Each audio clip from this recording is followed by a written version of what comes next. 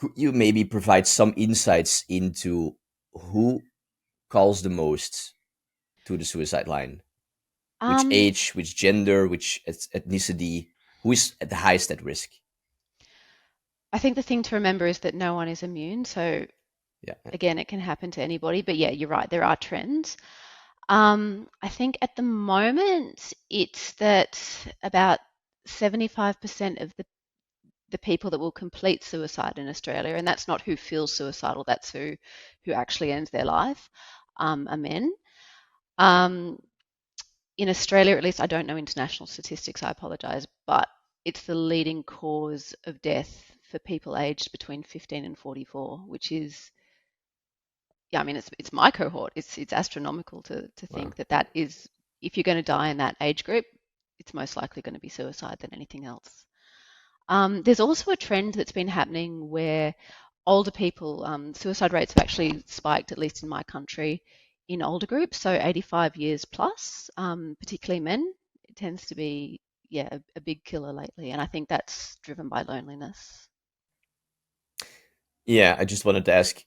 Yeah, can you see why it's increasing besides loneliness? Is there any other components of the increase of that?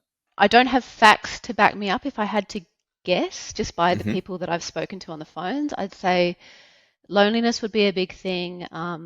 Quality of life declining would be a big thing. So although we're Yeah, living longer, it's not necessarily a great quality of life. Um, Isolation, financial pressures, that kind of thing, I'd say would probably be big driving forces, but I'm not going to yeah. say that with confidence. So for the people who are 85 plus, I can 100% see how loneliness is a reason why they might develop these thoughts, right?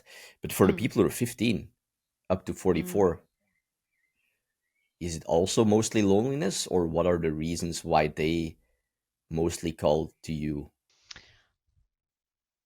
I think relationships tend to be a big core reason for everybody, whether it's feeling disconnected, feeling misunderstood, feeling like you're lacking closeness in your relationships. That's definitely a big thing. It's very different because who you are at 15 and who you are at 44 is a very different person. So they'll all have different challenges along the age span. Hmm. Um, Sometimes I'd say at the younger side, it could be just that lack of maybe life experience. You haven't gone through many hardships as such. You might not realize the resilience that you do actually have within you.